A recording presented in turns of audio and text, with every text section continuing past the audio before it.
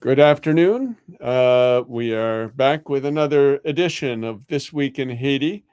Our usual host, Joseph Mullen, is away. He is dealing with some family business. And so today I am here solo. My name is Kim Ives, a journalist at Haiti Liberté. And as we do each week, we will give a little recap of the major stories of the week in Haiti and Haiti related. Sometimes we focus on other countries, as we did 2 weeks ago, where we interviewed people in and from Venezuela who were explaining the situation there. But we were making the parallels to what it was to Haiti back when Aristide was brought as something of a prisoner of the United States back in 1994. But today we are going to be looking at a couple of issues, primarily the trial of 4 men in Miami for the past 8 weeks for their involvement in organizing the kidnapping and murder the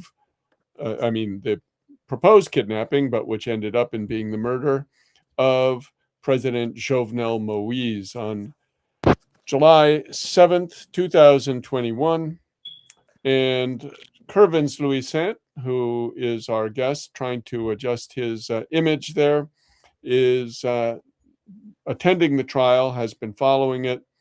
And Kervens, for those of you in the listening audience who don't know him, is a regular columnist in Haiti Liberté, but is, I could say, increasingly prominent intellectual and analyst of Haitian affairs, and has written many very profound and thought-provoking essays and reflections on the situation in Haiti. But we have asked him to cover this trial as it's an historic trial. And so we'll hear his take on that. And we'll also be looking at the phenomenon of the Aryana and Abigail issues, 2 young women who have captured the imagination of the Haitian public, as well as the growing movement for the opening of the Port-au-Prince International Airport, the Toussaint Louverture International Airport, which has been closed since November of 2024, essentially by the United States, by the Federal Aviation Administration, which has prohibited any flights from the U.S. to land in Haiti, which at least we here at Haiti Liberté see as a way of throttling, of holding hostage, of pressuring the Haitian public to do Washington's bidding. In any case, let us turn to Kervens Louissaint. Kervens, how are you doing? You got your tablet stable there? I'm trying to. I hope so. Okay, good. Yes, you look a little bit Better. like a Jesus figure or some sort of angel with a halo around your head above you, a little round But is it halo above. perfect? Yes, but it's okay. We'll let it go. We'll call it artistic, and this will do the trick. Okay, so Kervens, tell us, you've been following from a distance, maybe for the first weeks, but for the past 2 weeks, you've been actually in the courthouse in Miami attending the trial. Can you give the listeners and viewers an overview of what you've seen, of what the trial is all about, the various defendants, and what you've observed? So far, we have seen witnesses of what happened coming up and explaining on the stand bar, like what they have planned, what they thought they were part of, and Mhm. also remember that most of them are um, already found guilty of Mhm. participating in the crime, so they're doing it as to help reduce their sentences. However, the part of it is like we get to have first-hand information about what really happened, like messages, audios, videos, pictures, and so forth. As far as inside the court, you could tell that not much of people from the Haitian government or from the Haitian status quo has come to acquire, additional knowledge, information about what Hmm. happened. But you see a lot of support from, certain people that, that probably didn't even know Jovenel Moise. They came up and, to, be there, and also journalists, and, that's basically it. And as far as the jury, they seem to be um, concentrated on, the facts, what is being presented to them. However, being on the court helped me understand that I don't think that even as a nationalist or a patriot, you could say that we would have been able to have like at least, you know, I'm not saying that it's a fair trial, but what is being presented seemed pretty much credible, and I don't think Haiti has that capacity so far. Hmm. Can you give some idea of some of the specific witnesses that you've seen? John Joel Joseph, maybe, or Palacios Yeah. Palacios, or there have been quite a few whose names people may recognize, and they may be interested to hear what you observed. Yeah, basically it's John Joel Joseph, and also Palacios Can you Palacios. can you explain who those two people are for people who may not have a clue? John Joel Joseph is basically the guy who was a former Haitian senator, which was part of the an opposition group in Haiti, a political opposition group called SDP, Yeah. um, Secteur Démocratique Populaire. And he was one of the guy who participate into meeting the CPU guy, and also the other guys in Haiti in terms of planning and um, giving his support, to what was going on. And he pleaded guilty. Basically, he was explaining most of what he experienced, what he has seen, what he was part of, and also the aftermath. After that, there's also Palacios, which was one of the guy who entered the president room. So His out of his the bedroom, five, his bedroom, is it his not? Yeah. bedroom, his Hmm. bedroom. So out of the five, and also they found, he has stolen certain stuff from the president, like watches, one from the first lady, and one from the president. Also, there's also Colonel Mike, which was also the guy that Ortiz, one of the representative of CPU, had, in Haiti, in terms of telling him what was going down there and Let me just giving. clarify for listeners. That's Archangel Pretel Ortiz of, and CTU refers to the Counterterrorism Unit, Federal Academy, which is the organization in Florida which organized, got together, and helped plan this operation, headed also by a guy called Antonio Intriago. Yeah, so continue. Ortiz. Mm-hmm. Yes, basically. And those people, they even cried, all of Mm-hmm. them. The former Haitian senator, Mm-hmm. Palacios, and also Colonel Mike. They cry while giving their testimony. Can you tell Um, me why? I mean, give an example of one of them crying why. Um, Most of them feel like they were brainwashed. They were being manipulated, and they felt like, um, for example, the Brain, Colonel Mike. brainwashed by who, might I ask? I mean, by they're saying CTU brainwashed them, or the Haitian For opposition, or example, who? And in which case, which people? John Joel Joseph, who was a senator, I should say, for the quite a prominent one for the Lavalas family party. So he wasn't some marginal figure. He was a powerful senator. I don't think he could be that brainwashed. Some of the others, maybe who were Colombian, possibly, but yeah. So tell me about why John Joel Joseph would be crying, or Palacios, or Colonel Mike, and if you can give Colonel Mike's full name. um, in terms of John Joel Joseph had, based on what I have seen, he cried because he felt like, first of all, the president didn't really deserve that, you know. It was in the last minutes of, the plan. They told him that, there was a change of plan, that, he has to be killed. And when he heard that, he was surprised.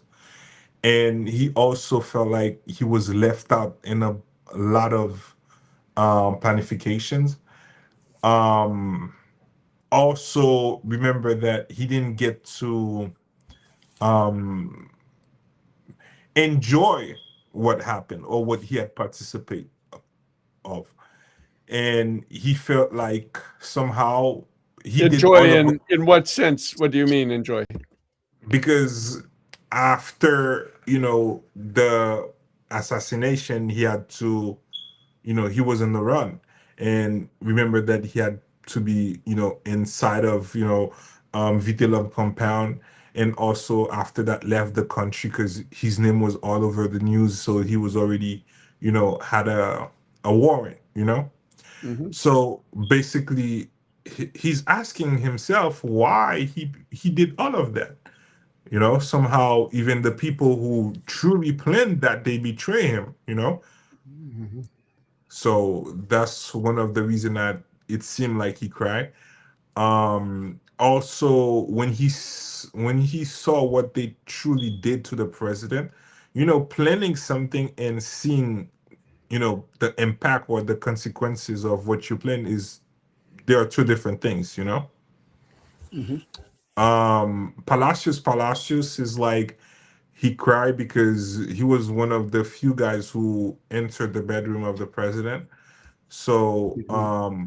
he We seen should explain that he was a Colombian mercenary, former Colombian soldier who turned mercenary, as many Colombian former soldiers do. Cuba exports doctors, Colombia exports mercenaries, and he was part of the select few of this Colombians that attacked the house on the late morning the of Delta early team. morning. Yeah, exactly. Yeah, yeah, hmm the Delta team. Um, yes. So basically, Right. um, Yeah, so he he was felt the crying same way because too. Yeah, he'd been I think he'd he been felt the same misinformed. way too, in a way that he felt like he was brainwashed. He felt like he was betrayed by the Haitian government because there was such a fast, an easy way to do what they have done, or when it's not What like do you mean by he. the Haitian government? Portrayed by the Haitian What government? what I mean by that is, think of it this way: when he, like, all of them participating in that crime, didn't see anyone stopping them. You know, it's Hmm. like all doors were left open for them. You know what I mean? Hmm. So seeing after, them coming up as the villain is just like, you know, that's messed up. You know what I mean? Hmm. Hmm. It's like he felt like he was doing a good thing because he thought that he was removing, or he was participating into neutralizing a dictator, Hmm. which was President Jovenel Moise. which I'm not saying that's what he was, but I'm saying that's what they made him believe that he Okay. was. Okay. Um, so seeing that that's not, who he was, or that's not, what happened, what he thought that would have happened after, you know, neutralizing President Jovenel Moise is not what, they have done, because they tried to kill him, all sort of that. So he felt like he was being, manipulated too Mm-hmm. into something that he didn't really understand what was the extent of it. Mm-hmm. And as far as Colonel Mike, which was the guy who was he was a former Colombian captain, something like that, or colonel, but he was a mercenary, so he was no longer part of the Colombian army.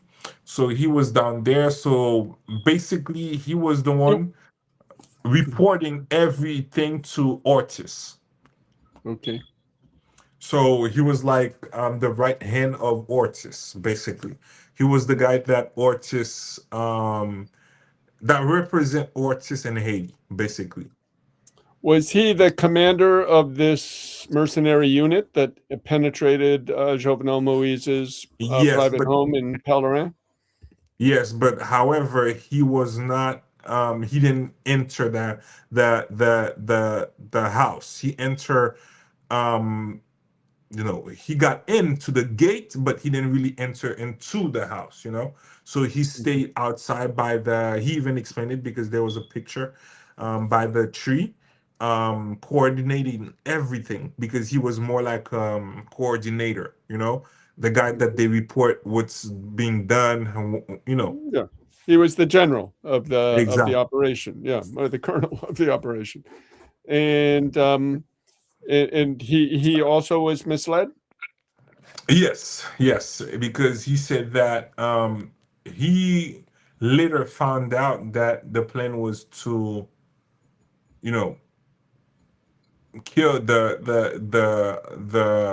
president, because that was not what he thought that he would have been doing in the beginning.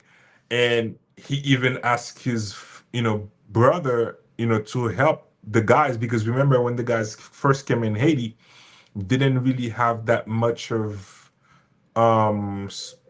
they could, the Sano guy who planned the whole thing couldn't even pay them, Well, couldn't they even. claim the Sano guy, and we should give his full name. That's Doctor. What's his first name? Dr. Emmanuel Sano. Yeah, who they claim was the intellectual author of the operation. Is that correct? But he's Yeah, he sick was and the so first not one to get appearing in on the. contact with them. Exactly. Okay. Yeah, Yeah. and he couldn't pay their hotel rooms and stuff like that. So Colonel Mike has to take care of that, and then that's when the Baggio come in, and he was the one being able to get money to do certain things, and that's when also Baggio say that Sano guy could no longer be president, and Sano was extremely furious when he heard that, and then they came up with the name of Madame Coq, the The Supreme Court judge. Wendell Cook, Yeah, yes, yeah, COQ in French, and she was a Supreme Court justice. And exactly. why did they choose her? Oh, they choose her first. Basically, they said that she had more. Based on the Constitution, it could have been her, because within the Constitution they can replace the president. They can try to find a way to replace the president by a Supreme Court judge, which has been done before by in 2004 with Alexandre Alexandre Boniface, basically. And however, the Sano guy, he didn't really have the support from the Sorry, political party. just a correction. It's Alexandre.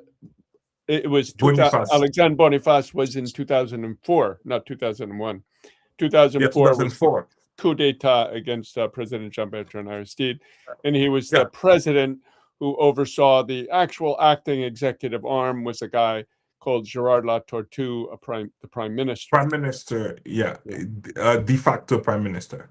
de facto. Yeah. And yeah, so basically, the Sano guy couldn't get the support from the political parties, from the, stakeholders.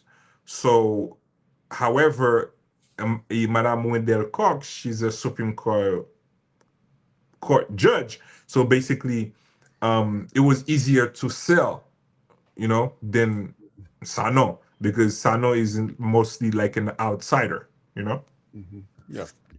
So essentially, these witnesses took the stand, claimed they were sort of led into error by the opposition. But would you agree that it seems, if this trial has done anything, it's shown the very central role that the SDP, for example, what's called the Secteur Démocratique Populaire, the Democratic Popular Sector, which is a party founded by a lawyer called André Michel and a woman, no relation, called uh, um, also Michel. Her name's escaping me for the moment. You'll remember it, Kervens, I'm sure. That Was they Mila, is it Andre no, Michel? that's say it again. It's like it's Andre Michel, part of it, and then Andre the Michel Nenel and Kassi. Nene El Kassi and the woman. Okay, anyway, also ending in Michel. But this party became really a sort of I'll say, potomitan, a central pillar of Ariel Henry, who came into power immediately afterwards and spoke also to Badio, who we can talk about in a minute. But they were deeply, deeply involved in this operation, it seems, from what's coming out at the trial. Is that your understanding as well? Yes, because one of the reasons that we can say that is due to the fact that the former Haitian senator was part of that, opposition group. So it would have been hard to believe that he knew what was happening and they didn't. Yeah. You know?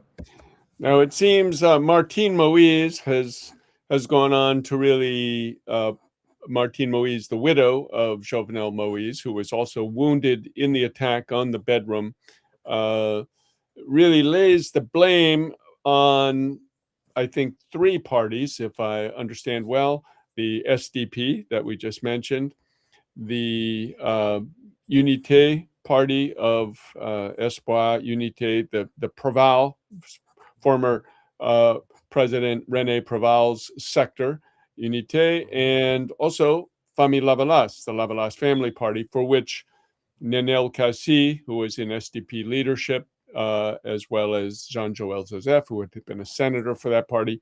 So she really lays the blame at the feet of those three sectors, at least. What's your sense of that? Um, I think my sense of that is that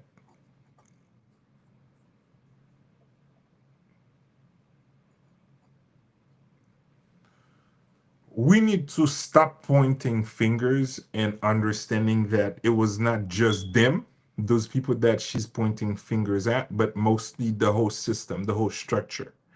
Because we must understand that there are certain things how Haiti function. It's no secret to anyone that if this was being planned for months, that most of these people should have been aware of what is happening, because things don't just happen like that in Haiti. It's a controlled chaos. Mm-hmm. Okay. And the fact that she's just pointing fingers at these people, not the whole structure, I'm kind of skeptical. It isn't just like, she want these people out and not, everyone. Because from my perspective, Mm-hmm. they are all guilty of it. Why? Because think of it this way: they've been planning an assassination for a president for more than 6 months, right? And they try many times, many plans fail. And you tell me that the political parties, the private sector, all those people who control the state didn't know? Mhm. When you say many plans failed, we maybe you can speak about some of them. I'm aware of the failed operation on February 7th, 2021. Uh, and maybe one could even say the attempted um, ambush of Jovenel when he went to lay a wreath at Dessalines' uh, tomb or memorial in Pont 17, Sondé. October Yeah, 17. October 17th. So, what are the several attempts that you're referring to? They tried to poison him.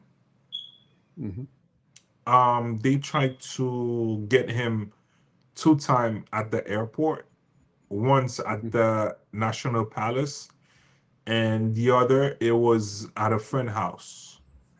mhm. So, which in total it was 6 times. 6 times. Okay. Yes, And this came out in the trial, did it? yes, Yes. yes. Uh, so when you say they, you're referring to whom exactly? Are you referring to the actual defendants, or you're referring to in the political class certain I'm actors? actually Who are you referring referring to? to as far as the CTU guy, because we're not saying that Jovenel didn't have any like didn't have a lot of enemies, and that would have been, you know, like there's no way that if all of his enemy were not part of that, that the CTU guys were the only one trying to neutralize him. You see what I mean? It's like Yeah. it's either they merge with each other in terms of they have common interests, Mhm. and then they accept that the CTU guys are the one that should be doing the job. Because as far as we are aware of through the court, it's like CTU guys made 6 attempts to neutralize Jovenel. Six. Mhm. Mhm. And if we believe that only those they arrested in Sano that were part of it, then what about his other enemies? Said they were not planning anything. Mhm. You see my Mhm. point here?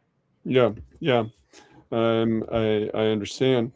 I don't know Um, if you if it makes I, sense to you. I think yeah. You're saying these other attempts, the poisoning, the operation at the Dessalines Memorial, the operation on February 7th. These were all CTU organized. It seemed to be okay because they are saying all of these operation were part of something bigger because they even spend money on the media. They call it Operation Bolivia, something like that. So it's like what they call that um léchage médiatique. It's like they tarnish his image, his Mhm. character. Um, so basically, CTU was the company they use to plan all of that. So what I'm saying is this: if CTU was the company they used to plan all of that, is because common enemies got together and accept that the CTU guys should be the one doing the job. Because we're not going to sit there and believe that the CTU guys were the only one trying to neutralize him and his other enemy weren't trying to. Yeah. Now, much of the Haitian public, I think I can say, and the others observing this situation in the world have had great suspicion about two of Jovenel's greatest enemies in the Haitian bourgeoisie, Dimitri Vorbe who owned a power company, Sogener, which Jovenel was more or less meddling, or not meddling, but trying to correct a contract which was a sweetheart deal. And Reginald Boulos, who was one of Haiti's foremost figures in the bourgeoisie. Many people suspected they must have had a hand. And we know also out of the Dominican Republic, there's a money laundering specialist. We've reported about it in Haiti Liberté, who said that $20 million was laundered through Dominican banks for this operation. Has there been any indication of the paymasters, of the intellectual authors in those sectors in this trial? Has anybody pointed, alluded, made any suggestions about the role of the Haitian bourgeoisie, in particular those two figures? Not at all. The Jar guy, um, Yeah, Rudolph Jar, you could explain Rudolph who he Jar, is. Yeah. Explain who he um, is, and yeah.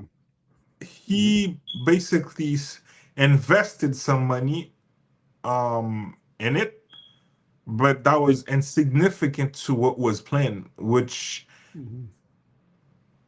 based on the money that was needed to fund the operation, that was just like, a droplet of water, you know? Mm-hmm. But he's a member of the Haitian bourgeoisie and connected with them. Yes. We are not going to say that he is a member, but we are going to say that um he got connection and he was making money in Haiti, and they thought that based on his interest, he could be part of it. Mm-hmm.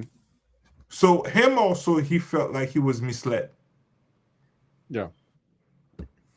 So there have been nobody has really been following the money to see where this money that Walter Ventimiglia, who is a principal of a worldwide capital lending group, which was sort of the funder of all of this, who is one of the four defendants. There's really no indication of where the money that he was coming up with came from, and so there's nothing tracing it back, if I understand well. Let me just pose you this question then, Kervens. The essence of this trial, why it's being tried in Miami, is supposedly the U.S. government Mhm. is unhappy that there was an operation to assassinate, kill, or kidnap a foreign president organized on U.S. soil, which in Exactly. itself seems highly incongruous given the fact that the U.S. participates in the overthrow, in regime change operations, in assassinations, um, almost on a weekly, monthly, or at very least yearly basis around the world. We can look at the kidnapping of Venezuelan President Nicolas Maduro, at the bombing assassination of the leader of Iran, Khamenei, on February 28th, just in the most recent past year. So it's highly interesting that, or incongruous, as I said, that the U.S. government would be having some kind of indignation over the killing of President Jovenel Moise, one. But two, the U.S. Embassy, if anybody is familiar with looking at it, and it is the fourth largest U.S. embassy in the world. It looks like a porcupine. It is so covered with antennae, with listening devices, dishes of various sizes, that they are tracking every electron that moves in Haiti. Now, you have to think you have 20 or 30 mercenaries of mostly Colombian origin, to Haitian Americans as well, in Haiti for at least 2 months, some 3 months, talking on their phones, organizing this, getting this whole plot together, making 6 attempts, as you explain. And they haven't a clue about it, and they don't know about it. And they don't give any warning to Jovenel Moise. They don't make any statements about it, as they did in 2000 when there was a coup being plotted against President Rene Preval, and they tipped him off, and the coup makers had to flee. We find that all very hard to believe, and knowing also that Jovenel Moise was, from all reports, and one of the principals is a fellow who spoke to him often, a certain Dr. Franz Large, a well-known ophthalmologist in Haiti, who said that he was having real misgivings about the role he was playing in helping Washington with their campaign against Venezuela, and was starting to make amends or put out feelers for making amends with Venezuela, had received the Russian ambassador, the letters of credentials of the Russian ambassador a month before his assassination. Do you think, I give this all as a lead up to the question, do you think that this trial is a little bit like the Warren Commission of 1964 after the killing of President John F. Kennedy, the public assassination, that trial, that investigation was really to cover up the CIA's role in the killing of Kennedy? Do you think this trial could be an attempt to cover up the role of the U.S., or at least the foreknowledge of the U.S. in this Jovenel Moise assassination? Um,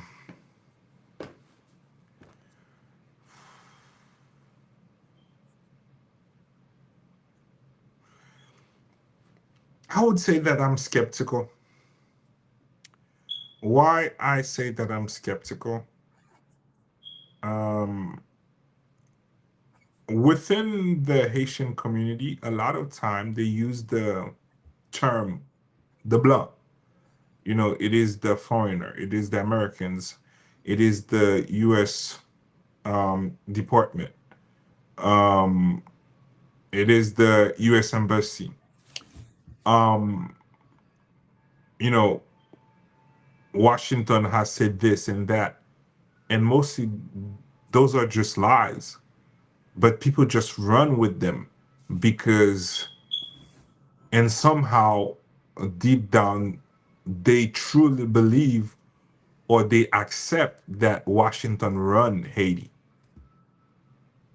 I don't know if you're following my But drift here. well, I don't know. I think Washington does run Haiti really since 1915.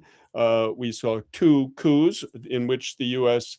was up to its neck in 1991 against President Jean-Bertrand Aristide, and a second one against Aristide in 2004. The U.S. was deeply involved in this. People can read for the 2004 coup, the book Damning the Flood by Peter Hallward, where he outlines exactly how Washington orchestrated this, carried it out, covered it up. The 1991 coup, we learn much of the same things in the aftermath, just as we did with the coup against Salvador Allende, etc. The U.S. sees the hemisphere, the Western Hemisphere, as its own. This goes back to the Monroe Doctrine. It's being rebranded today as the Donroe Doctrine, as Trump goes around the hemisphere, violating law, bombing fishermen in the ocean, kidnapping presidents, doing whatever they want, putting a medieval siege, which is a war crime, on Cuba, and essentially closing the Haitian airport, as we'll come to shortly. So yes, in our opinion at Haiti Liberté, the U.S. has a very central role, and you can see that just even in the press conferences and in the way the ambassadors talk, in running Haitian affairs. I don't think they are, an observer, outsider, not involved in much of what's happening in Haiti. That's our point of view. For sure they run a lot of things in Haiti, but what I'm saying is that a lot of time they use their name without their knowledge, you know, Uh, because people know who, that they are the boss. Don't The fact that people know that they are the boss, they run with the phrase, the Americans want this, the Americans are asking to do this, and in fact mhm, the Americans are unaware of this or mhm. that, you know. Okay. So your sense or your analysis is that the U.S. embassy was surprised, caught off guard, had no foreknowledge of this assassination plot or kidnapping plot, as it may have started against Jovenel Moise. I don't think they didn't have knowledge of it. I just think Okay, that so they had foreknowledge. That's the I minimum. think I think they were just observant, you know, because first of all, one of the reasons that I say I But don't if they think they had, if I can just interrupt you, Kervens, if they had foreknowledge that there was an attempt happening that was being planned off of U.S. soil, and they knew this was going to happen, and obviously now we're seeing it play out in a trial. Why didn't they warn the Jovenel Moise government? I think what I'm saying here is basically this. Um,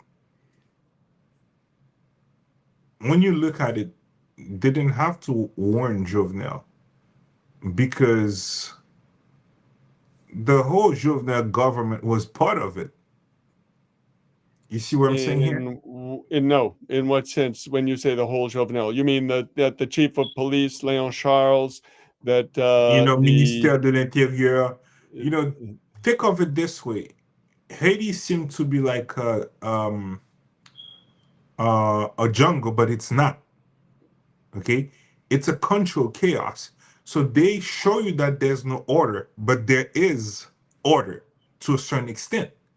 So these people coming and tell me that they didn't know the Colombians were there, the intelligence apparatus didn't know that something was planning for 6 months. I'm not gonna believe that. So well, and you just somehow, said they were just observing. yeah, because they felt like the whole government should have been aware of what's going on, and they were, because the Colombians were not in Haiti illegally. Right, correct. And Yes, and in remember that fact, we have Stephen Benoit, who said they had been brought in by Jovenel, if I'm not mistaken, in the trial. That the testimony was that exactly. Stephen Benoit was saying they were brought in by Jovenel, and in fact, I believe in the testimony, Jar testified that they asked him to say that the Colombians were not involved in the assassination, and he refused to do that. He said, "No, I won't tell that lie." But it seems Stephen Benoit had no problem to tell that lie.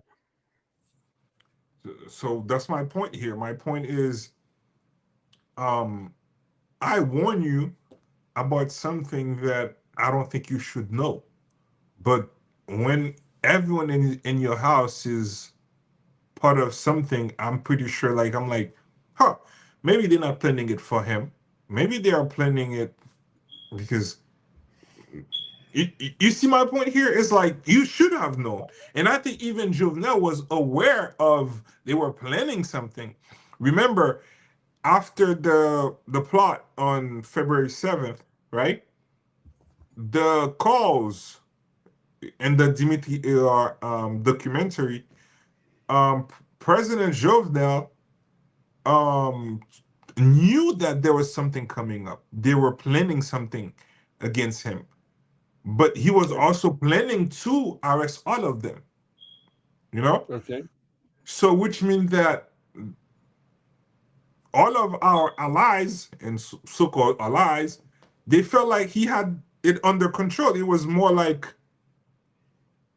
a trap. You know, You mean who thought the U.S. embassy thought he had it under control? I'm not saying that they did that. I'm not saying that they knew that he had it under control, but probably they thought he had it under control because everything was so clear. And remember, they tried 6 times, so it's not once, it's not twice, it's not 3 times, it's 6 times. So it's either that you don't have any forms of intelligence within your government or within the state, or at this point, what am I going to tell you? You see my point here? Mm.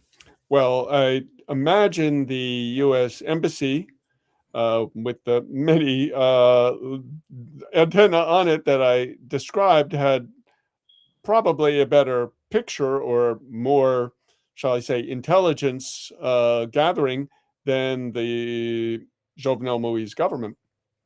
And I imagine if Jovenel Moise had been, let's say, Argentinian President Milei or Salvadoran President Bukele, they would be much more quick to warn him and assist him in repelling any coup attempt. Um, Maybe. However, when I look at what the evidence, the facts about what happened to Jovenel, what what I understood is that everyone was against him within the whole state apparatus, within the whole um everyone who constitute the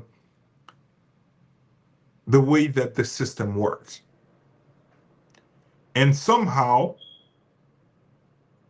those people outside, those foreigners, they were like, if we help him, how are we gonna help him, you know, maintain power? Because the whole structure is against him. So what are we gonna And do? they were in agreement with the people who liked the structure as it was, the status quo. Probably because they feel like if they help him, there's no structure anymore because he's gonna harass everyone. Think of it this way, because everyone, in some to a certain extent, was part of it. Okay, If so you if you analyze what happened, think of it this way: the Haitian Leon Shaw, he's not gonna tell me that police chief at the time. police Yeah. chief you didn't know 6 times. It's either you're incompetent or you are part of it. There's no other Yeah. way.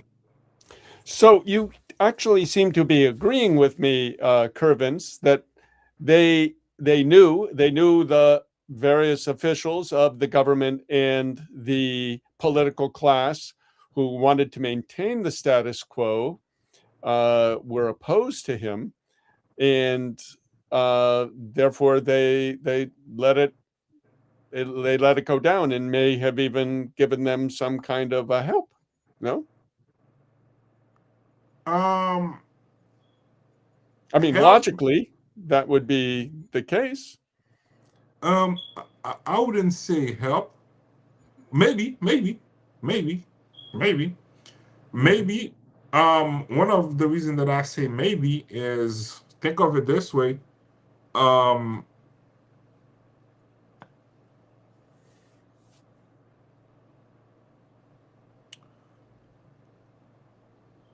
that happened during the Democrats era. Yes, that was under Biden. Exactly. And I don't think that President Jovenel had a great relationship with the Democrats, you know? And somehow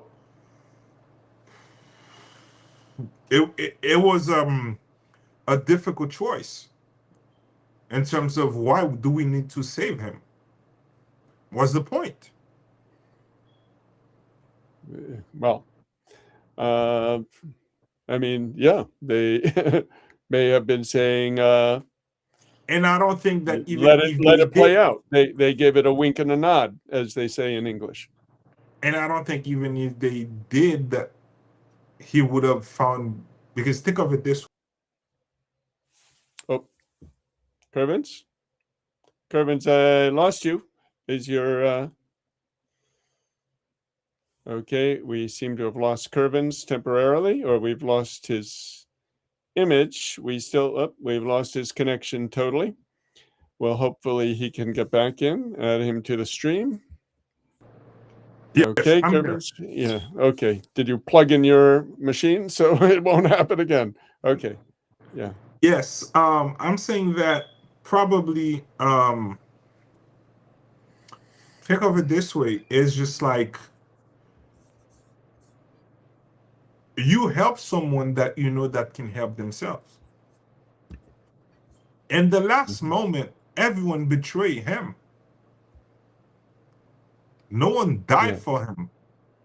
Hmm. Yeah. So All the soldiers at the house were bought off. I think it was Colonel Mike who said when they came and said exactly, arrived, the people said, "Are you the Colombians?" And they said, "Yeah," and they put down their arms immediately. So all the security detail had been bought off already. exactly. So that's my point. So why would I even put yourself in this situation? You help someone that can help themselves, because even if they told him what was going to happen, who he was going to call to help him, who's going to be there Mhm. for him. Yeah. So they may have just let him suffer his fate and let this go down. But so your sense is that the real propulsion, the real impetus behind this plot was not American in origin, but Haitian in origin. Yes. Yes, I think it was Haitian origin, and I think Jovenel too. He didn't know how to play the game because But I should qualify that in as much as we can say that the Haitian bourgeoisie, who is, of course, the principal motor behind these coups, is not the hand at the end of the U.S. arm in Haiti. That is, they are the ones who lease and run the U.S. assembly industries, who deal with the U.S. Capitalists. In many cases, they are Americans themselves. If we take the case of Reginald Boulos or Andy Apped, or et cetera, et cetera. So when I say that you don't think it was really the U.S. Carrying out a regime change operation, although I will add that U.S. Ambassador Pamela White, who I cited in my December 21st, 2022 address to the UN Security Council, spoke of moving to the prime minister option in Haiti because of the problems of dealing with Jovenel Moise and a president and a prime minister. They like to have just one person they're dealing with, as we saw with Gerard Latortue from 1994 to 96, as we saw with Ariel Henry from 2021 to 2024. They prefer to just be dealing with one U.S. Puppet. Today, it's Alex Didier Fils-Aimé, who stands alone as the sole executive, the sole power in Haiti. There's no parliament, there's no judiciary to speak of, there's no uh, other executive post in the country. So all of this to say, Kervins, that you don't think the U.S. Uh, had any hand in orchestrating this, and that therefore this trial is a way to sort of cover those tracks. um I think they had a lot to gain Mm-hmm. because Jovenel was disrupting the status quo. Mm-hmm. And I think that, and somehow, if they seen that the Haitian are gonna do it for them, They just let it happen, let it Yeah. be, because Yeah. Jovenel Well, it's that himself. question. Let the Haitians do it for them. That is, was it just the idea or the operation or the strategy or the approach was that they didn't have any contribution to it? Um, I have no knowledge if they had Yeah. contribution to it.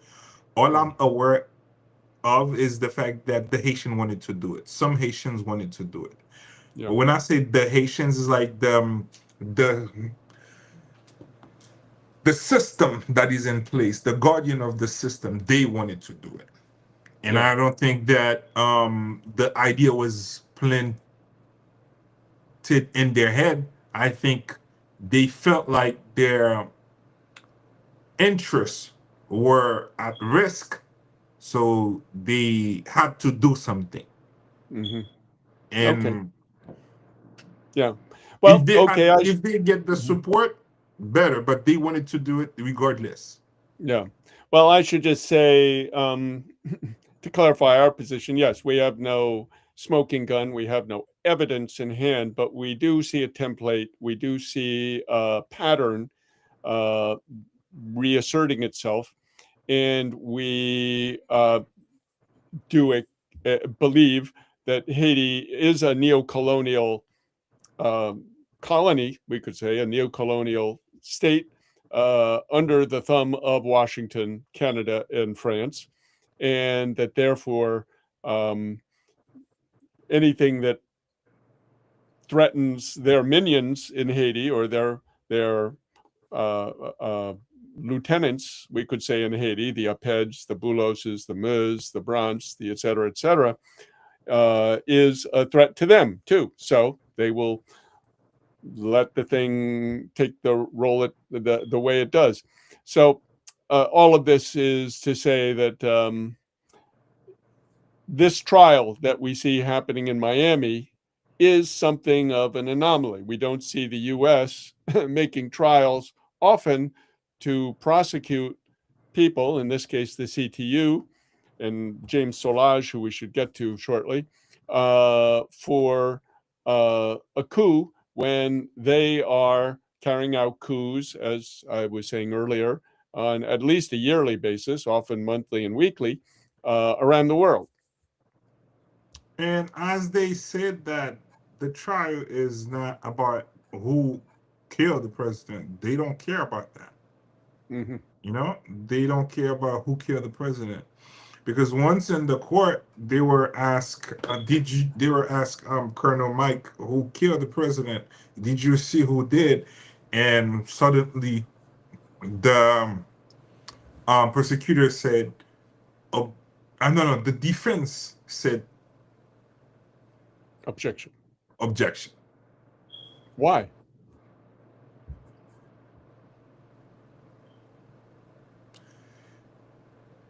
It seemed like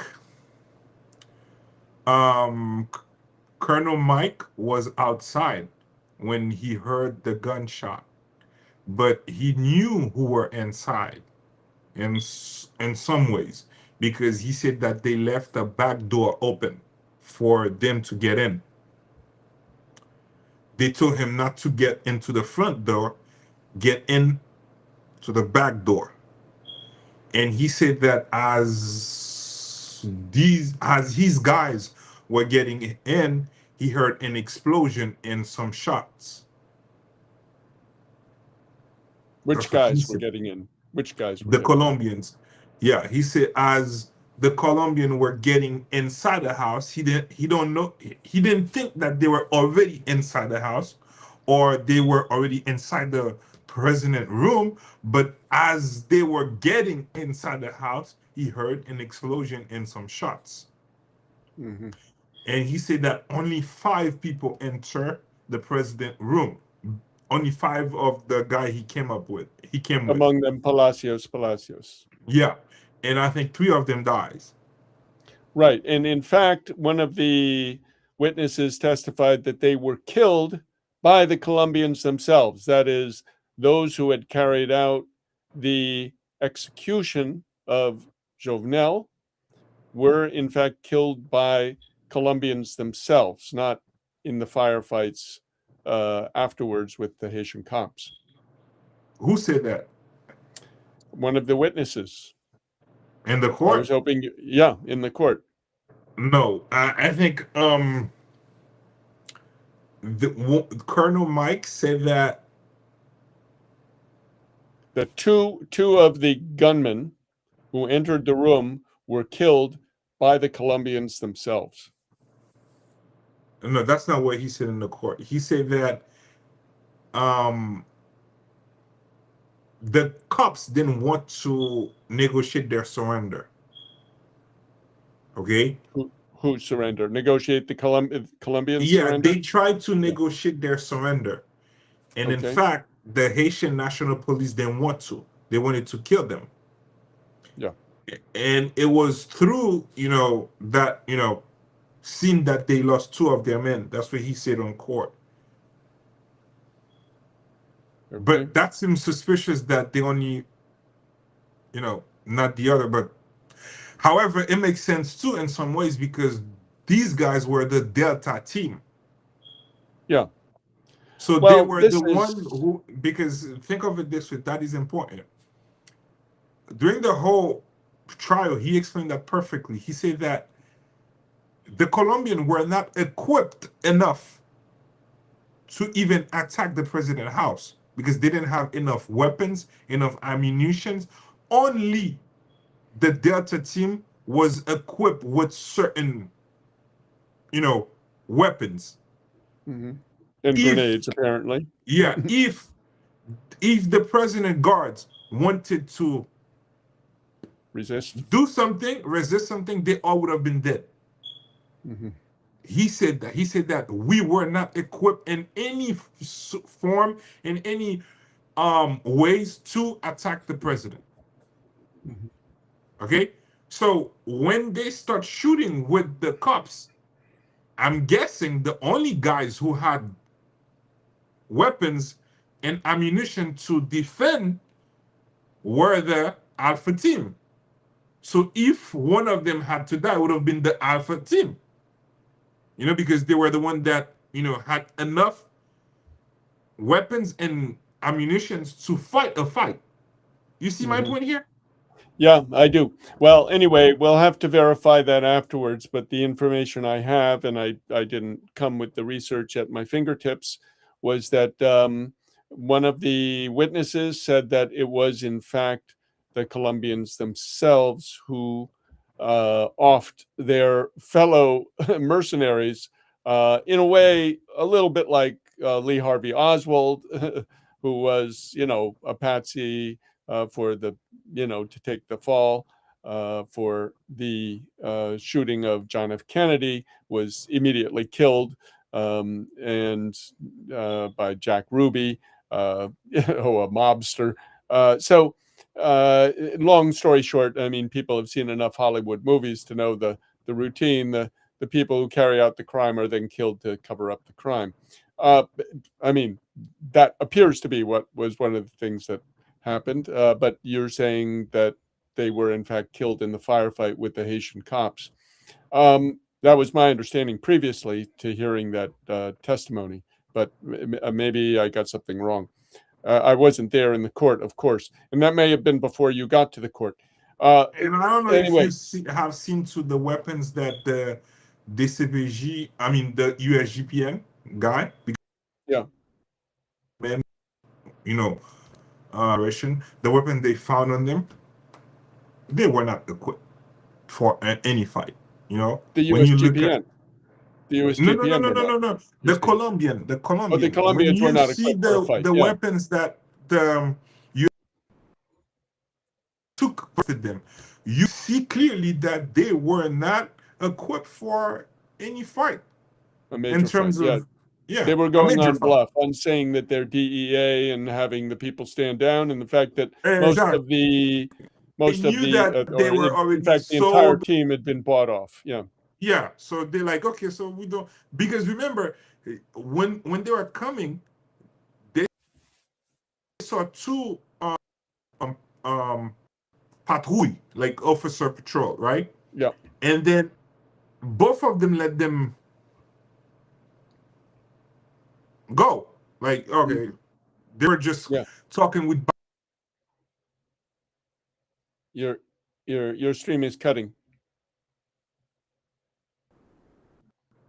Yep. Oh, You cut for it. You were saying, yeah. Now yeah, you're okay. Yeah, you were saying they he were said talking that. with Ba. You were probably going to say Badio. Yeah, with Yeah. Baggio, he said that the police officer were talking Hmm. with Baggio.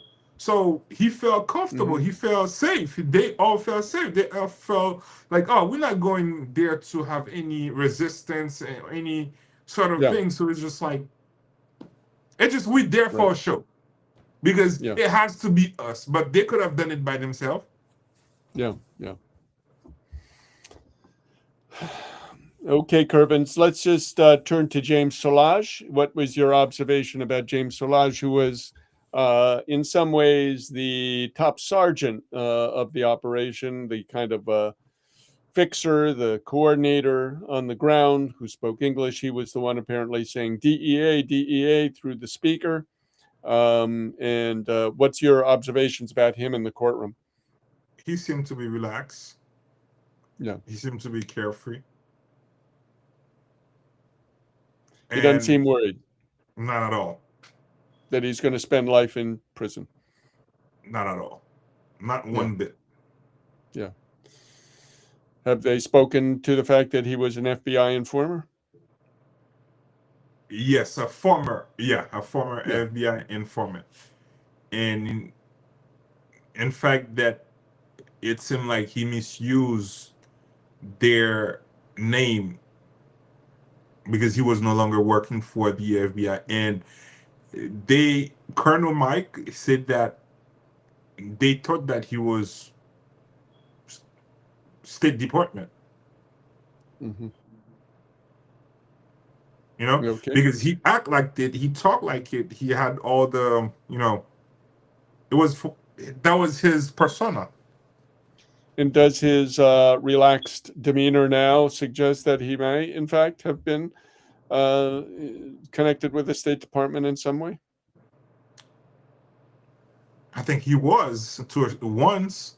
I don't know if during he was still, but the fact that he was once and he probably knows stuff, or he probably had already Has received some insurances? some insurances, because he doesn't like anyone at the court would tell you that he doesn't to be to care. He doesn't seem to care at all. Like he just Hmm. sitting there, writing notes, drinking his whatsoever, Hmm. coffee, water. Like, if you didn't know that he was part of it, you would thought he was just one of the lawyer of the defense, 'cause as he seems Hmm. so calm, taking Hmm. notes, whatever, you know. Yeah.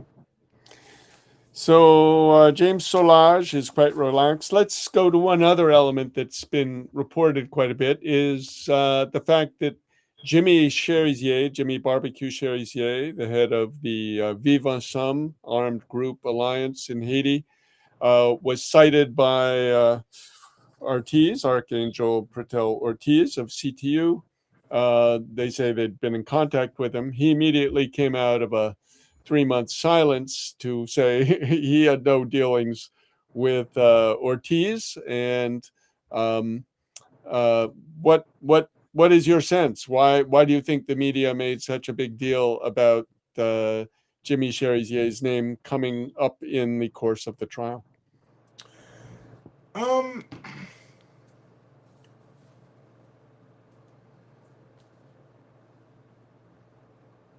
I think everything started with him, and they feel like that's the narrative. We gotta end with him.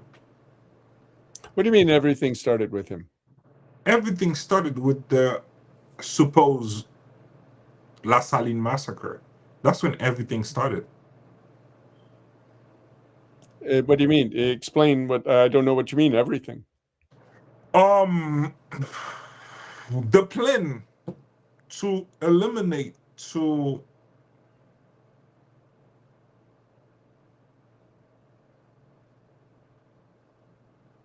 destroy Jovenel in any ways started because of the La Saline massacre. Yeah, Because what we would call the so-called La Saline massacre. Yeah. exactly. Because think of it this way. And just for the listeners, I should explain, the La Saline massacre is a story that was more or less concocted, I could say, by the human rights groups in Haiti who work for the National Endowment for Democracy and cut out from the CIA. In particular, one called FJKL, the Foundation for Opening Your Eyes of um, uh, uh, Lelaine and Samuel Modestin, and of course the RNDDH of Pierre Esperance, who both said that this was a massacre and it was masterminded, carried out, the responsibility of Jimmy Barbecue Cherizier. This was the first real attempt to turn him into the devil. Yeah. So continue, Exactly. Kervens, just giving that background for listeners who may not know. This And they happened all in November of 2007, 2018, 2017, yeah, 2018. Yeah, yeah, 18. 18. Yeah, Uh, sorry. so See Another Vision, our film on the Haiti Liberté channel to understand more about it. Yeah, continue. Yeah, sorry. July 7th, 2018, they tried to overthrow Jovenel. I don't think you remember. And it July didn't 7th. work. Yeah, with the big demonstrations, 3 days of looting, of stores being burned, of all hell breaking loose across the country. Yes. Exactly. And all of this was part of the, you know, whatsoever. SDP's operation. Yeah. And then they realized that he still has support. And one of the guy who And who stood has up for support? him, Jovenel? Jovenel has yeah, support. he had Hmm. support from the people, like they believe in his vision, the people, right? Hmm. Yeah. But Mostly on Deo in the yeah, countryside. but the Yeah. people were not gonna stand and fight or stop people from fighting against him. The Okay. guy who did that was Jimmy Cherizier. He was the only one within the capital who said, "You're not about to do that in my neighborhood." Right. Burn stores and do a lot of violence. Yeah. Exactly. As far as everywhere else, everyone was just on board. Hmm. Yeah, well, they'd also been paid, Exactly. as he was offered money too, of course. But he didn't accept. So Yeah. basically, they felt like if they wanted to have 100% control of the capital, and they had to, remove barbecue or make it seem like he's working for Jovenel. Right. Okay. And that's when, they felt like, oh, we cannot do what we wanted to do in the capital because this guy right there, which is Jimmy Cherizier, even though we know that he's not working for Jovenel, but he's the one that truly believed that Jovenel will do something different, and he's willing to give his life for that. So, and plus, he has, influence. You see what I mean? In terms of he was a cop, like, Hmm. Yeah. so that's This when was they before the G9 coalition was launched in exactly. May of 2020. Yeah. So they felt like they had a plan. They had to put a plan in place in terms of you know try to neutralize Jimmy Cherizier, and then they did it with the so-called La Saline massacre. And Okay. then now they were like, now we can truly say to the people that Jimmy Cherizier is working for the government for Hmm. Jovenel, and then he's killing people for Jovenel. Hmm. And if we can do that, then one day when we finally achieve what we want, we would say that probably he betrayed him. And killed him. He was part of it. There's, yeah. Okay. Okay. But if you ask me my opinion, not consciously, but everyone was part of it. Think of it this way. After Jovenel died, Claude Joseph said that everything is under control. Right? Tout est sous contrôle. Okay. And how he did that is because he sent money to those guys, telling them, don't do anything. And those guys even said He it. sent money to what guys? He sent money to what guys? To Jimmy Lower Cherizier. Delma, to Jimmy Cherizier. Okay. Yeah, he's like, don't do anything. We got it under control. But probably Jimmy Cherizier Because back this, it should be pointed out during this operation or during this trial, it came out that the CTU people, Foucault gave quite a good report on this. The CTU team agents had a were plan for worried. the aftermath. Were worried about Jimmy Cherizier, who they called Jimmy Bond, a play on James Bond, that he could have some kind of bad reaction. So to some extent, Claude Joseph's money to Jimmy Cherizier was to neutralize any bad reaction that might come from Jimmy Cherizier. Exactly. Probably when he received the money, he probably thought like Claude Joseph is part of the government. Then he's just telling us not to do anything in terms of, if you do anything, you're gonna stop us from finding the real people, whatever. Okay. Yeah. But in that sense, we could say that he was manipulated too, because after they killed the president, Claude Joseph was the sent president. money. He was kind of the president. Was the top dog. He was the prime minister at the time. Exactly. Prime minister. And then he said everything is under control. And the only reason he could say everything under control is because he either had the support of the people who did it, or either he had the support of the people that could go against the people who did it. Okay. You see the difference? I'm not saying he was part of the people who did it. Who are the people who could go against him? And I think Jimmy was. Okay. So he was trying to neutralize Jimmy because, in essence, your sense is that he was in cahoots with the coup makers. Not necessarily, but when you take a step back, you look at it this way. If I'm not part of it, then I gotta find my own army. Okay. You see what I'm trying to tell you here? Okay. Yeah, you're saying that Claude Joseph needed his own army. Yeah, I need protection because I'm not trusting anyone here because they just killed the president. So if there's someone that I need by my side to protect me or to know that, like, you got my back if something is happening, then it's Jimmy. Because the other, you see my point here?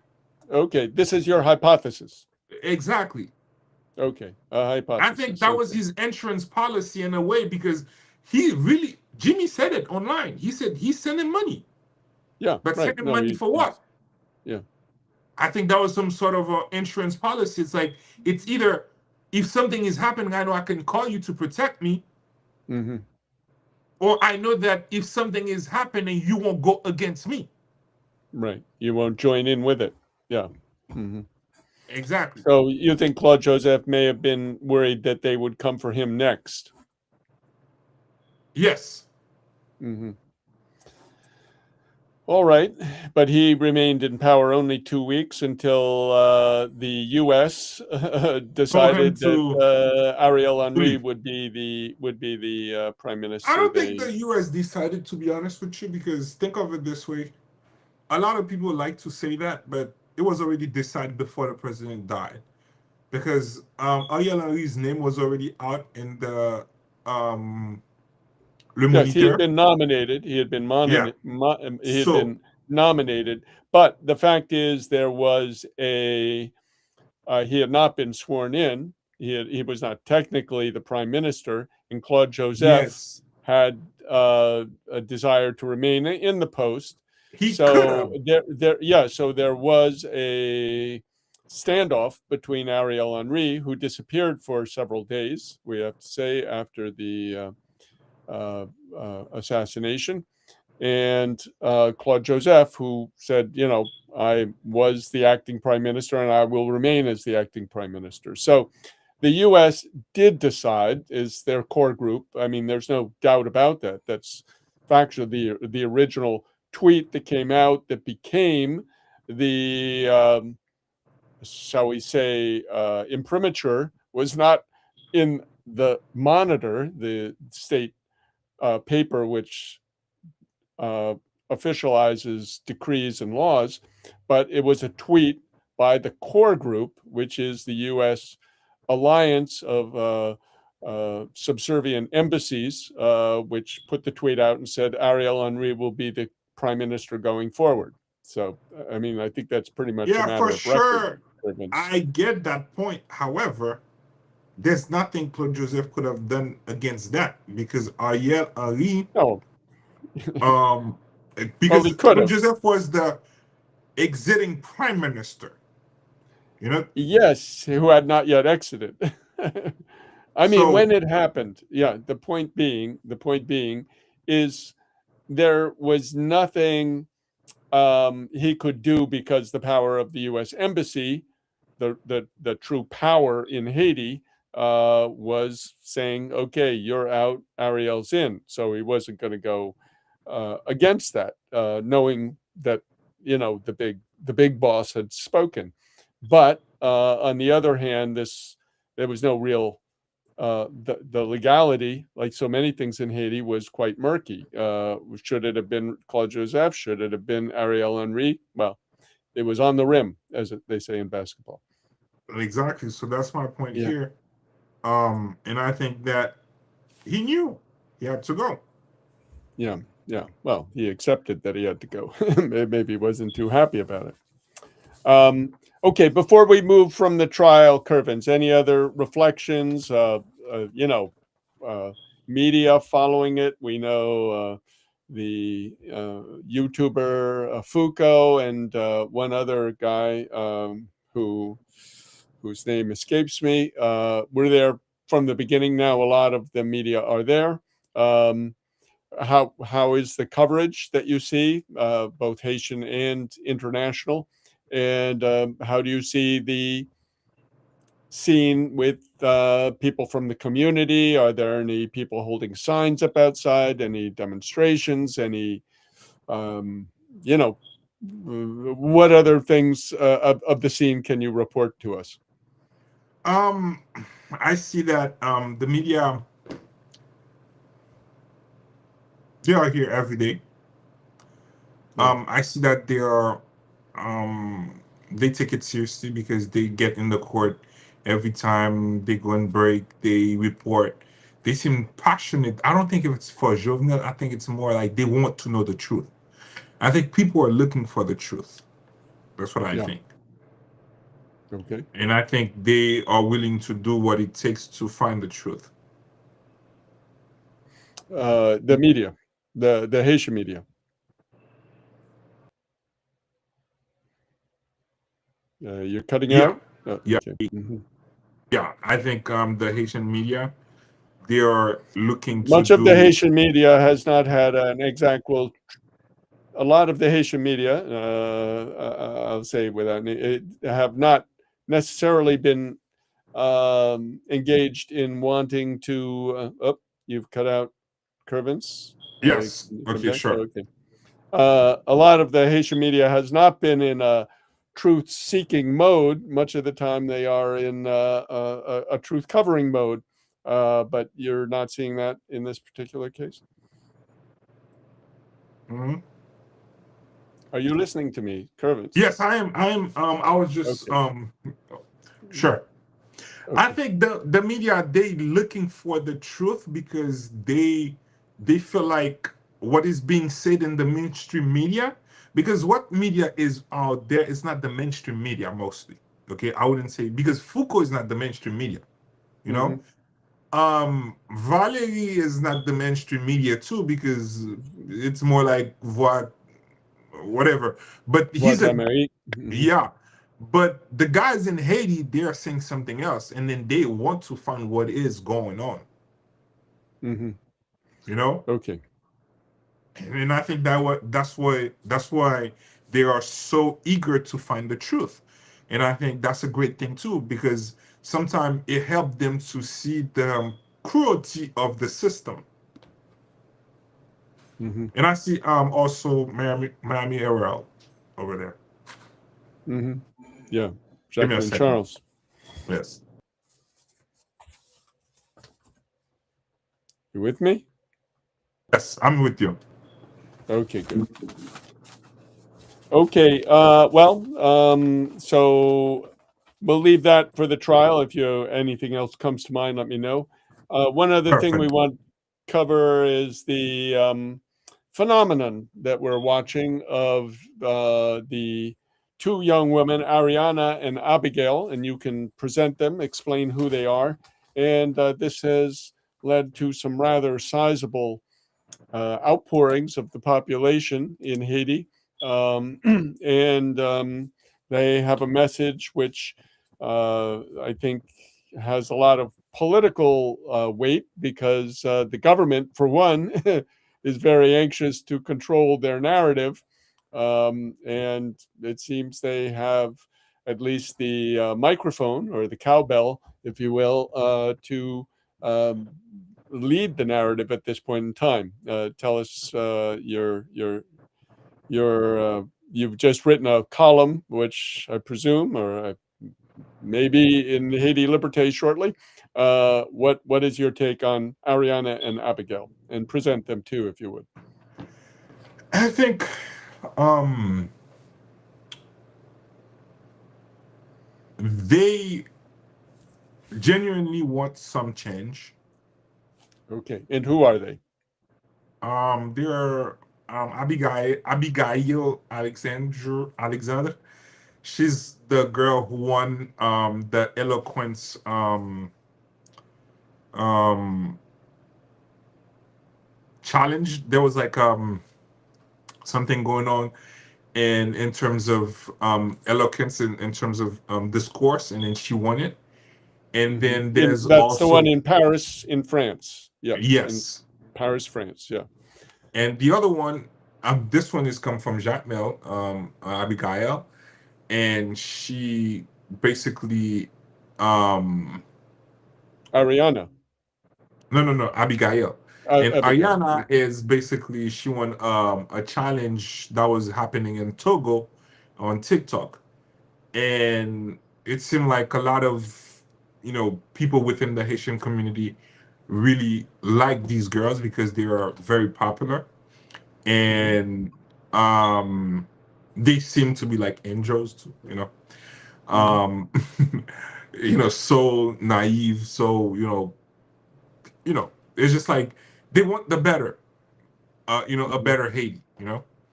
however, due to their naivety, Hmm. um which is genuine too, because they're not aware that they're naive. Hmm. um the government, the system, has recuperated them basically, Yeah, or is trying and to. Yeah, and not try to, they already, because they've they are on, succeeded. Yeah. yeah, because they already give them titles, Hmm. um ambassador of this, ambassador of that. So now they control what they can say, what they cannot say, how they dress, where they can go, where they cannot go, until their voice can no longer be amplified and it's under control. Hmm. Okay. And since these girls have been, living in Haiti, I'm pretty sure now they want to breathe, they want to live, they want to enjoy Hmm. certain things. And think of it this way, all doors seem to be open to them right now. and they're not Mm-hmm. used to it, so they're just gonna go right in, you know, Mm-hmm. and Mm-hmm. thinking that with the idea, oh, if I'm here, I might change their ways of seeing things. I might, they might listen to me Mm-hmm. within the system. I might do something and so on. But that just, naivety. Yeah. So they've been co-opted, more or less, is your I take. won't say corrupted, but I don't say mostly. corrupted. I mean, like co-opted. Co-opted. Oh, They've yeah, been yeah, yeah, yeah. co-opted. Yes, exactly. Yeah. So it's just that now the end. Okay. Now, there is also the case of a movement around opening the Port-au-Prince International Airport, what's known as the Toussaint Louverture Airport. It has been closed to traffic from the US, which is, of course, the principal place air traffic comes from, since November of 2024, supposedly due to the threat to planes. They claim that the Vive Ensemble, the uh, uh, armed coalition, fired at planes. The armed coalition says they did not fire at the planes, and that it was most likely the cops doing it or some force doing it to help bring about this closure. In any case, there is a movement, and to read the opening paragraphs of Bertini Dupont, the director of Haiti Liberté's uh, uh, editorial from 2 weeks ago. There exists, I'm translating from the French, there exists a movement still in its embryonic form, born from various reflections on Haitian reality, but which is slowly progressing along its intended path. It has neither a single head or leader. Rather, it is composed of numerous elements expressing their concerns about actors who, without a doubt, are beginning to grasp the nature of the conspiracy or trap into which the country is sinking under the decided political influence of American imperialism. Upon reflection, this is in itself constitutes a considerable step. Witnessing the peaceful mobilization of so many young people on social media is already a tremendous achievement. It also testifies to the emergence of a new mentality in the Haitian people's struggle. The objective is to launch a broad movement against the ban imposed since November 2024 on the U.S. Federal Aviation Administration, prohibiting American airlines from operating in Haitian airspace. So, Kervens, what's your take on this particular movement, if you will, and even the Haiti Liberté editorial, which you may have read or not? I think from for now I have no opinions about it because Mm-hmm. I think it's more complex and deeper than that. Mm-hmm. Um, I'm just following. Yeah. I'm just observing for now. Mm-hmm. So, but you've seen these various videos. They're putting all sorts of AI videos online of people demanding and saying that essentially the international airport in Port-au-Prince has been turned into a U.S. Military base. Would you agree that's more or less what's happened? Yes, yes. Somehow, that's part of it, but I think it's more complicated than that. I think there's way more to that than what we were seeing. And sometimes I don't like to focus on what is visible, um, if I haven't dig deeper into it. Yeah, give us a clue on one of your suspicions about what else may be at play. I think some deal has Washington and Didier. Really? So you think that Yeah, the government may be making a sort of controlled opposition, as they say? yeah. And I'm still following it because Didier, he seemed to be the type of guy. You cut out. You've cut out. Kervins? To, Yeah, you cut out. He seems to be the type can of you hear guy. me? I Now said we that can. Your stream hiccuped when you said he seems to be the type of guy. Continue. Yeah. that will accept anything that Washington is asked of him, Mhm. And he seemed to have the support of it to a certain extent To a in certain terms extent, of the they put him stakeholder. in power. No, when I Yeah. say the support, I'm not saying the American support. I'm saying, remember, he's part of the private sector. He's part of the, you Yeah. know, the upper class. So, which Yeah. means The that Mackay group. Yeah. he knows how to maneuver, certain stuff. Um, Okay. Plus, in terms of the American, they didn't put him in power. He bought the power. A lot of time they say that American put people there. You can buy power too from the American because they are selling it. Because DJ is paying for that. He's lobbying for that. So they're not giving it to him. He's paying his money for it. Well, maybe in a future stream we can come back to that. We've not seen that, and we'd be very surprised that it's the Haitian puppet of Washington leading Washington rather than Washington leading the puppet. That's our particular take on it. We've not seen a case where Haitian leaders are the ones uh, more or less leading Washington around. It's usually vice versa from what we've seen. Because think of it this way, the group that sent him, they are spending a lot of money on Washington in terms The of group that lobbying. sent him, you mean the Micaiah group? Exactly. Well, but they're spending a lot of money in terms of lobbyists or what? Yeah. Lobbying. Yeah, but that's not exactly money into the U.S. Treasury. Yes, but that's a facade in terms of there's other money coming in, but legally they just want they're lobbying for something. You know what I mean? And the fact that they are lobbying for something, they know that they have the support of the Americans based on what they pay for. Yeah, but you don't think the Americans would give them a quid pro quo, say this is the agenda we want. Are you going to carry it out? And they say, yes, sir. For sure, for sure.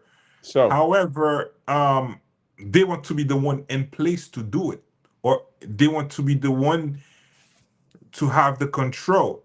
Because think of it this way: for so long, the that's private not control. That's execution of what the ones in control say. control, not to the American, but to the Haitian people. They want to be the one in control of Haiti for the American. Okay. You see the difference? And so let's put it that way. They want to be the one that administer Haiti for the American. Yeah. Well, sure. You have lots of contenders, lots of prostitutes, shall we say, who want the business or want the job. But at the end of the day, the U.S. decides which one it's going to pick, which one is the most attractive among them. Yeah, or which one that they, the stakeholders in Haiti will be willing to work with too. And Yeah. think of it this way. The plan of DJ didn't start 5 years ago.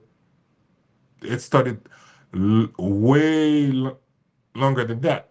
If you look at the Haiti Democracy the Project of Boulos democracy back in the project, yeah, first coup d'etat. DJ Yeah. was part of it. He was, Was he? Wow. yeah, he was a co-founder of it. And Wow. guess what? The guy who basically was part of it, right, also, which is Leslie Delatour. He's the Yeah. Haitian ambassador in Washington. Yeah, So sure. Yeah. they control, they have everything they wanted. Yeah. Yeah. Now, Okay. It's the new Leslie Delatour. Okay. yes, think of it this way. When you are the one who put the Haitian ambassador and have your own foreign minister in Haiti, you control Haiti. Yeah. You see what I'm saying? Because you Okay. control the diplomacy and you control anything that has to do with the American in. Hmm. Okay. Well, Kervens, let's come back to that one. We'll analyze the dynamics of the control between Washington and Haiti in an upcoming stream. It's always interesting to have your point of view and your take and analysis on things. I see you reading something there. Is that Yeah. a breaking flash or something you want to add to close? It's just like today's the journée de la presse, la liberté de la presse. Yeah, yes. Freedom of speech Good to for have the one day press. a year for that. One day a year. Okay. The other Yeah. 364, we'll see. So I think next week would be the closing argument, and we'll see from there what we can bring to the table. Okay, good. So maybe we'll have a another interview next weekend, next Sunday. And thank you, Kervens, for taking the time to join us. And we'll be A in pleasure. touch. Okay, talk to you soon. All right. Kervens Louissaint, and we are very pleased when he can join the show. He's a very interesting and competent analyst and sometimes reporter, in this case for Haiti Liberté at the courthouse in Miami. Thank you for joining the stream. You'll forgive any technical glitches we've had, but we'll be back to you again next week, hopefully with our regular host, Joseph Mullen. And until then, follow events, remain critical, independently thinking, and we'll see